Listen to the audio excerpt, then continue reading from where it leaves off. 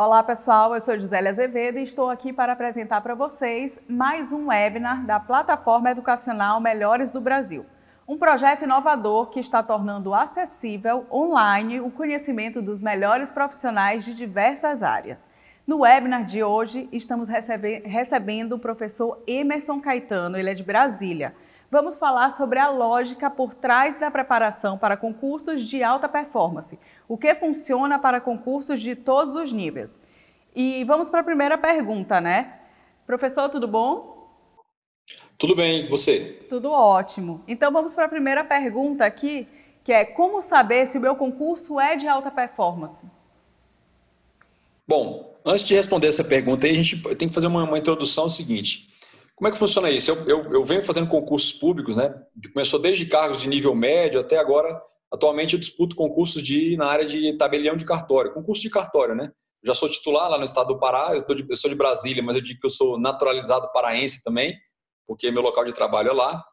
E aí a gente percebe, você vai evoluindo, né? Você vai evoluindo no seu nível educacional. Então, disputei concursos de nível médio, de tribunais, carreiras policiais, tive muito sucesso. E depois você começa a disputar concursos já com nível superior, na área formada, área específica, né? Concurso para procurador, concurso para cartório, juiz, promotores, e por aí vai. Então, você começa a perceber que no fundo, existe um bloco de lógicas, né? De estruturas estratégicas que funcionam em vários concursos, de vários níveis. E existe uma lógica própria para cada nível de concurso também. Então, a ideia desse webinar de hoje é a gente perceber como é que funciona a cabeça de alguém que está disputando concurso de alto nível, no meu caso, né? Mas também já disputou concurso, já teve sucesso, já disputou concurso de nível médio, concurso de nível superior que não sejam de alta performance. Então, essa é a nossa proposta de hoje. Então, dentro dessa proposta, a primeira coisa que você vai fazer para ter um estudo mais pragmático, mais profissional para o seu concurso, é você identificar se aquele cargo que você deseja, lá da sua localidade, pode ser do estado, da União, do seu município, se é um concurso que a gente chama de alta performance ou não. E aí eu fiz aqui um roteiro mais ou menos do que seria mais adequado para fazer essa avaliação. Primeira coisa é você verificar o nível de escolaridade exigido por esse concurso. Então, se é nível médio, se é nível fundamental, se é nível superior. Por quê? Porque à medida que você eleva o nível de escolaridade para o cargo, você eleva também o nível de complexidade técnica e científica dos assuntos que serão cobrados nessa prova. E aí vai envolver uma questão, se é um concurso de nível superior, você tem que verificar se você teve uma boa formação superior, se você se dedicou durante a sua universidade, sua faculdade, porque isso vai impactar também nessa avaliação. Um outro aspecto é você verificar a quantidade de disciplinas que são cobradas no edital desses concursos. Como é que você faz isso? Você pega os editais anteriores daquela carreira, daquele cargo, e você avalia. A tendência é manter aquele número básico de disciplinas. Então, se você tem uma quantidade muito grande de disciplinas, vamos pensar assim, olha, você vai fazer um concurso para a Polícia Militar. O número de disciplinas não é tão grande quanto um concurso, por exemplo, para Receita Federal. Não é porque paga mais ou pega menos. Aqui você está avaliando a quantidade de disciplinas. Você vai fazer um concurso para tribunais, por exemplo, Tribunal de Justiça, tribunais regionais federais, existe um número X de disciplinas. Se você vai fazer Tribunal de Contas, já aumenta um pouco. Então, é fazer essa avaliação para você saber se é de alta performance ou não. Se tem uma grande quantidade de disciplinas, você já tende a classificar como sendo um concurso de alta performance. Por quê?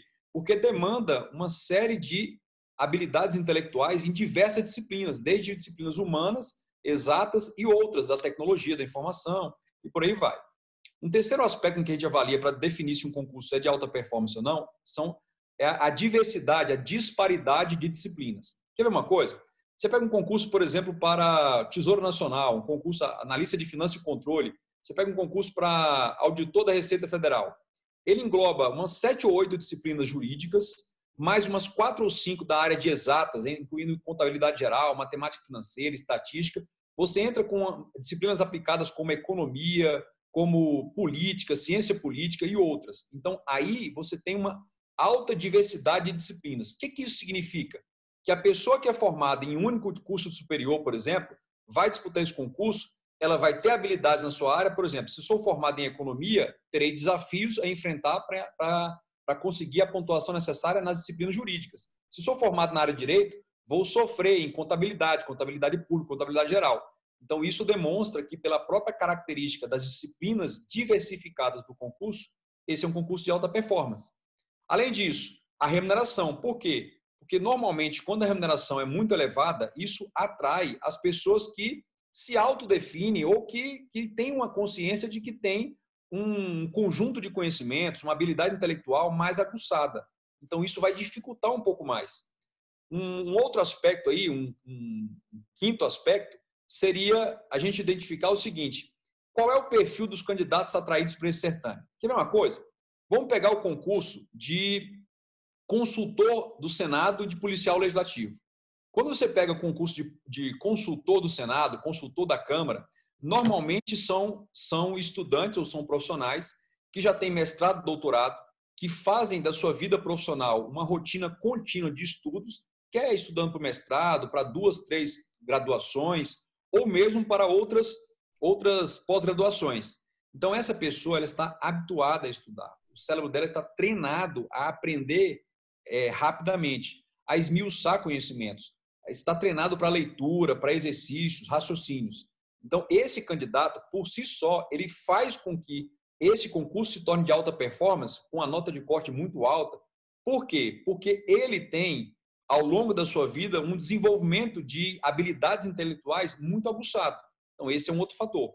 Então, eu citei, por exemplo, o concurso de consultor das casas legislativas, mas tem também concurso de juiz, promotor, o próprio auditor da Receita, concursos para Ministério Público de Contas. Então, são exemplos de concursos que atraem um perfil de candidato com altas e amplas habilidades intelectuais. E, por fim, o grau de dificuldade das questões. O candidato sempre tem de iniciar os seus estudos dando uma olhada nesse site de questões, nas questões dos últimos concursos para essa prova. Por quê? Porque uma questão de ato administrativo, por exemplo, ela pode ter um grau de fácil, médio e difícil. A mesma questão de atos, a depender da complexidade em que se é elaborada a questão. Então, esses fatores permitem você identificar se aquele concurso para o qual você está se direcionando, ele é ou não de alta performance. E qual é o objetivo disso? Isso vai ajudar na seleção do material, no número de horas de dedicação que você vai ter que ter e numa avaliação própria de saber em que nível que você está em condicionamento para estudo, de desenvolvimento de habilidades. Todos temos condições. Mas se você já está mais preparado, mais acostumado a estudar, você leva um tempo menor. Se você está um tempo sem estudar e vai disputar um concurso de alta performance, você vai levar um tempo muito maior para atingir a performance necessária. Então, essa aí seria a lógica da nossa primeira pergunta. Se você está diante do enfrentamento de um concurso de alta performance ou não. E isso vai impactar na escolha do material, no nível de preparação, na intensidade da preparação e também para atingir o nível necessário à sua aprovação. Professor, e o que é imprescindível na preparação para qualquer concurso, na sua opinião? Eu costumo dizer o seguinte: existe a preparação ainda em nível amador, aquela preparação meio disfuncional, como a gente estuda para uma prova de colégio, e existe a preparação mais de nível profissional, ou mais pragmático, se a gente for bem dizer. Então, o que a gente tem que identificar? Primeira coisa, identificar as disciplinas de maior peso. Eu vejo, ao longo da minha vida de professor, preparatório para concurso, eu vi muitos alunos irem disputar um concurso e se querem se dar o trabalho de verificar qual é a disciplina que tem maior peso. E esse maior peso ele pode ser identificado de duas formas. Às vezes, o próprio edital do certame, ou editais anteriores, já colocam certas disciplinas com um peso maior, peso 2, peso 3, por aí vai. Eu vou dar um exemplo. No concurso que eu disputo, concurso para cartório, a primeira fase é o marca X. Ela é meramente eliminatória. A pontuação que você tira não tem peso nenhum para a nota final. Isso está regulamentado pela resolução número 81, lá do CNJ. Muito bem. Quando chega na segunda fase, que é a fase escrita das peças práticas, ela tem peso 4. Então, é óbvio, você vai fazer um estudo que vai permitir você não ser eliminado na primeira fase, mas não precisa de uma pontuação tão alta. Por quê? Porque vai ser descartada essa nota. Agora, já na segunda fase, você precisa ter um peso muito maior. E a terceira fase, que é a fase oral, também tem peso 4. Então, isso é importante, até para você saber para que se preparar e o que vai enfrentar e que tipo de nota receberá pelo seu resultado. Então, muito bem, esse é um aspecto importante. Nos concursos mais de nível baixo, perguntar, língua portuguesa tem quantos itens normalmente? 20, 15? Direito administrativo são 10, são 15, são 20? Conhecimentos gerais são 2 questões, são 5 questões, são 10 questões? Qual é o peso da redação? Então, é verificar isso aí. Um outro aspecto pertinente a essa pergunta é identificar o seu próprio nível de domínio em cada disciplina. Falar, eu sou muito bom em língua portuguesa. Já vi alguns candidatos passarem por isso. O candidato estava dizendo o seguinte, olha, sou muito bom, tenho feito provas da banca CESP, tenho gabaritado língua portuguesa. Aí foi fazer o concurso do Senado, já era FGV, que cobrava uma gramática muito profunda, muito pesada. E aí ele não conseguiu fazer o mínimo em língua portuguesa. Ou seja, ele não se autoavaliou e subestimou o seu próprio nível de preparação. Esse é um outro detalhe importante. Como é que se trabalha isso?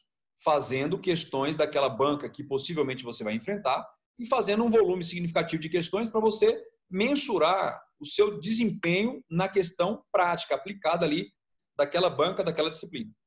Um outro aspecto, a letra C, aí, um terceiro aspecto, buscar materiais mais resumidos e precisos. Olha, quem vem fazendo concursos e sendo aprovado em concurso desde o século passado, como eu, percebe o seguinte, que à medida que o tempo passa, o número de disciplinas cobradas em cada concurso, às vezes nos mesmos certames, vem se ampliando e o grau de profundidade. Então, significa que se vem aumentando o número de disciplinas, aumenta o volume de questões, temas, assuntos que você tem que estudar. E aí, se você não procurar materiais, vídeos, cursos que sejam, ao mesmo tempo, resumidos e precisos. Precisos em que sentido? Ele consegue te explicar, mesmo resumidamente, de forma satisfatória para você compreender e acertar as questões, e ele consegue abranger, ainda que resumidamente, tudo o que é necessário para você acertar as questões e vencer o conteúdo da prova. Por quê? Porque você procurando esse tipo de material mais especializado, mais resumido, tecnicamente mais elaborado, isso permite com que você ganhe tempo na sua preparação, já que o número de disciplinas é um número de disciplinas muito vasto em quase todos os concursos. E a tendência é sempre aumentar o leque das disciplinas. Um outro aspecto que você deve observar é o seguinte, você tem que procurar desenvolver habilidades de resolução da prova. Então, vamos pensar o seguinte, se o seu concurso tem apenas a fase objetiva, você tem que ter habilidades para resolver questões de múltipla escolha, se for o caso, ou se a banca é como o CESP, certo ou errado. A outra coisa, questão de múltipla escolha envolve uma habilidade de interpretação e intelecção de texto. Quanto menor essa capacidade de interpretar, de inteligir o texto que você está lendo, assertiva ou enunciada a questão, significa que maior é o seu grau de, entre aspas, analfabetismo funcional. Todos nós, em maior ou menor grau, temos um certo analfabetismo funcional. O que é isso? Nós conseguimos ler as palavras, ler as frases, mas não conseguimos interpretar com precisão, com exatidão, tudo que ali está escrito. A depender da profundidade desse texto, você vai ter um maior ou menor grau de dificuldade. Você precisa desenvolver essas habilidades, existem técnicas para isso. Se você vai fazer uma prova de redação, você precisa desenvolver as técnicas. Eu escrevo muito bem, eu leio muito, mas existe uma técnica. Por quê? Porque você tem espaço. Tem uma limitação de espaço para escrever, às vezes por um tema muito amplo. Então você tem que ter essa técnica e desenvolver, procurar desenvolver. O outro aspecto é a dosimetria, saber dosar o tempo na hora da prova. Eu mesmo, agora no ano passado, 2019, dia 4 de agosto, e especialmente dia 1º de dezembro aí do último ano, 2019, eu fiz um concurso de segunda fase em que o meu inimigo maior não era o conhecimento da disciplina, não era o domínio da disciplina, não era a capacidade de redação. Faltou tempo. Faltou tempo para todo mundo, mas eu não posso justificar dessa maneira, ou seja, não consegui concluir todas as questões que eu sabia o conteúdo, que eu dominava o conteúdo, que eu tinha uma relativa técnica de redação. Porém, faltou tempo para analisar e discorrer o tanto que era necessário. Então, eu preciso fazer o quê? Adaptar uma técnica para analisar mais rápido, escrever mais rápido, fazer as consultas de material mais rápido e vencer esse desafio também. Eu não posso simplesmente dizer, mas foi escassez de tempo para todo mundo. Não. Aqueles que desenvolverem uma técnica, uma habilidade para fazer em menor tempo, com qualidade, esses conseguirão as vagas em concursos como esse. E aí, por último, é bom importar o seguinte, que você deve buscar conduzir um estudo linear, crescente e homogêneo. O que é isso? Você está estudando, por exemplo, e fez uma pausa para você vem estudando o segundo semestre de 2019 inteiro. Aí você fez uma pausa para as festas de final de ano. Quando você vai retomar em janeiro, você não vai retomar do zero, do capítulo 1, da primeira videoaula. Não. Você vai fazer uma pequena revisão dos seus resumos e vai continuar de onde parou. Porque o seu estudo precisa ser linear, crescente e homogêneo. Homogêneo em que sentido? Você tem que levar o maior número de disciplinas homogeneamente até você concluir, e o objetivo é dominar o máximo possível de todas as disciplinas. Não adianta você estar expert numa disciplina e muito ruim ou sem revisão em outra disciplina. Então, você tem que levar um estudo meio homogêneo. Daí a importância de você elaborar uma grade horária com divisão de horários e temas que você precisa estudar. Então, esses aí são os aspectos importantes dessa segunda pergunta. Então, para a gente também é importante saber o que não faz sentido na preparação para nenhum tipo de concurso, né? Pois é, eu coloquei que não faz sentido, mas seriam as principais falhas. Essas falhas fazem com que bons candidatos, de bom nível intelectual, de boa formação acadêmica ao longo da sua vida escolar, da sua vida universitária, tenha dificuldades no universo do concurso. Por quê? Porque ele não para pensar, para refletir qual é o desafio que ele vai enfrentar num concurso público, que é diferente do que você desafia no vestibular e é diferente também lá na disciplina da universidade, do mestrado, do doutorado. Então, o primeiro aspecto, eu entendo que é um equívoco. Quanto mais o aluno estuda, quanto mais tempo ele está se preparando para concurso, é um equívoco ele destinar o mesmo número de horas para cada disciplina. Vamos lá? Olha, até pelo estudo que eu venho fazendo, o tipo de concurso que eu presto, que é o concurso de cartório, então eu preciso ter um bom conhecimento de direito constitucional, administrativo e especialmente direito notarial registral, direito civil. Administração civil. Muito bem. Direito administrativo, como eu sou professor, normalmente eu gabarito ou quase gabarito. Só não gabarito quando é uma legislação específica, estadual. Bom, então eu não posso colocar na minha grade o mesmo tanto de horas para direito administrativo que eu colocaria, por exemplo, para direito empresarial. Não faz sentido. E à medida que você estuda, naturalmente nós temos mais facilidades com algumas disciplinas e mais dificuldades com outras. Então, você até pode começar colocando o mesmo número de horas, mas a cada mês, a cada semana, você precisa reajustar. Por quê? Você precisa direcionar mais horas de estudo e mais dedicação para as disciplinas que você ainda não tem um percentual de acerto nas questões suficiente. E como é que eu faço para aferir isso aí? Semanalmente, você precisa, no mínimo semanalmente, fazer uma bateria de questões para você mensurar o que você está aprendendo e quais são as disciplinas que você precisa se dedicar mais. Um segundo aspecto nessa pergunta, que eu acho que você deve evitar. Buscar garantir uma disciplina antes, buscar gabaritar uma disciplina antes de você atingir 70% de todas as outras. Então, vamos pensar assim, olha, suponhamos que você tenha 3 disciplinas que, pelo histórico desse concurso, cobram-se 10 itens, 10 questões de cada disciplina. Então, você tem essas 3. Beleza. Aí, suponhamos que você fica fazendo um esforço incomensurável, um esforço muito grande para tentar sair dos 80% em língua portuguesa, por exemplo, para gabaritar a língua portuguesa. Ótimo. Mas só que você está fazendo isso no momento em que você, lá em raciocínio lógico ou informática, não tem acertado nem 50%. Questão após questão, prova após prova. Então, você tem mais espaço para melhorar, chegando aos 70% de uma disciplina que você não está indo muito bem, do que tentar gabaritar, até porque gabaritar lhe impõe um desafio muito grande, que é você acertar aquelas questões de maior grau de dificuldade e aquelas pegadinhas.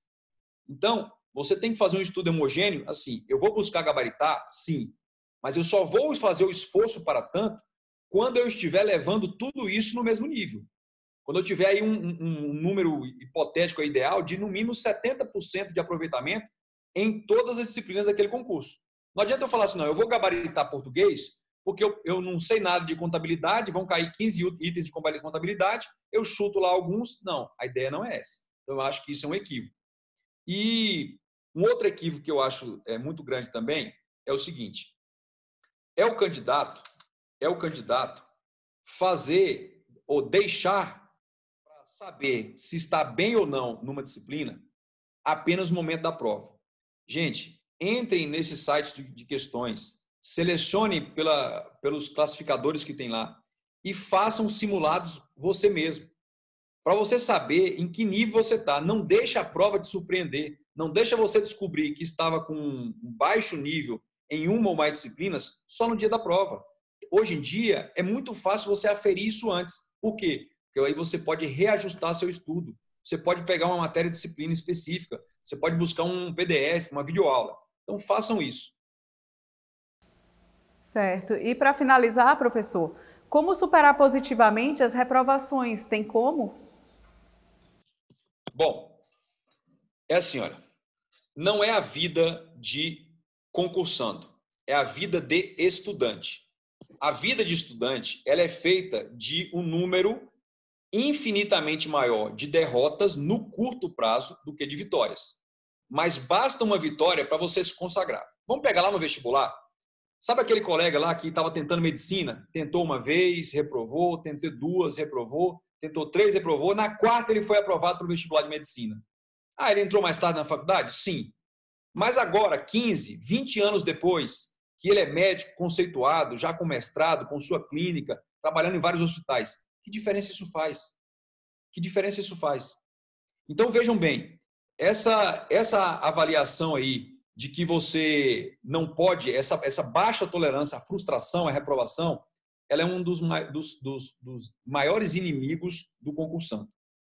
Por quê? Porque você se prepara durante um tempo, suponhamos 6 meses, vai lá, faz a prova do concurso.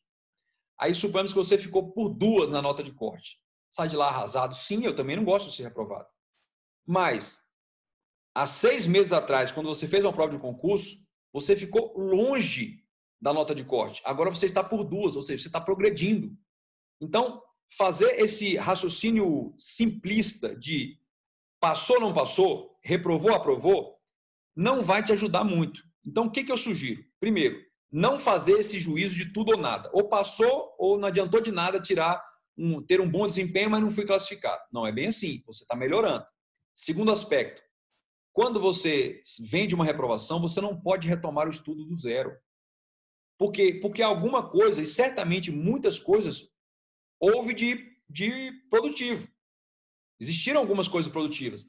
Há disciplinas que você foi muito bem, há tópicos que você foi muito bem. Então, você precisa buscar, e aí você faz isso avaliando a sua prova, revendo a prova na semana seguinte, em que tópicos você não foi bem.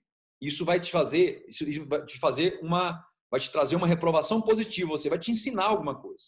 Terceiro aspecto, você precisa avaliar o seu comportamento no ambiente de prova. Como você saiu? Estava confortável? Não estava confortável? Você estava muito ansioso? Por quê? Porque, às vezes, o seu maior desafio não foi o conteúdo, não foi o raciocínio, foi a tensão, foi uma situação específica, você não estava bem no dia, comeu uma coisa que fez mal, não conseguiu dormir. Então, você precisa avaliar também, porque falar assim, você passou por uma situação dessa, eu vou dar um exemplo. Imagine você vai para uma prova, está muito bem preparado, e no dia da prova você está morrendo de piriri. Não sei se aí vocês conhecem piriri, pelo menos você estava com aquela diarreia medonha. Isso vai prejudicar seu desempenho. Então, qualquer tipo de avaliação que você fala, passei, não passei, deu resultado, não deu resultado, não é suficiente. E, por fim, todo concurso é a melhor oportunidade de você aferir sua evolução. Porque, às vezes, você estava fazendo simulados no curso, resolvendo questões em casa e estava indo muito bem. E aí você faz um concurso e não consegue ter tão bom desempenho. Significa que o ambiente da prova, a circunstância da prova, o nervosismo, a tensão te prejudicou no desempenho.